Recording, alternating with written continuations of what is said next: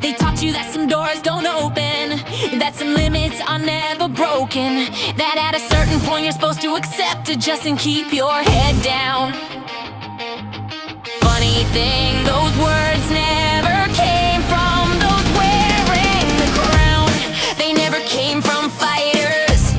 They came from men who needed excuses to stop early to avoid the bruises. Without calling it surrender, you learn young that nothing gives way politely.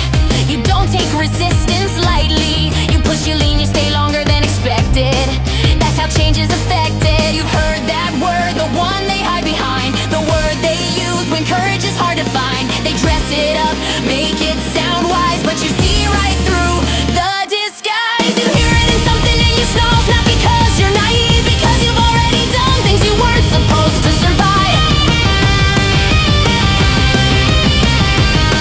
You remember the nights when limits almost made sense, where surrender would have been the logical defense, where your body felt unreliable and your future looked deniable.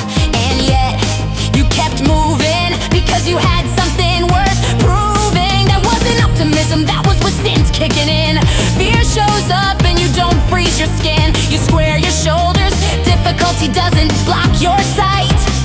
It prepares you for the fight. The tight feeling in your chest, that's the test. That's direction.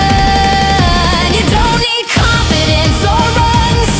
You need air in your lungs. As long as you're breathing, you advance. You don't leave anything to chance. As long as your heart is still beating, you continue.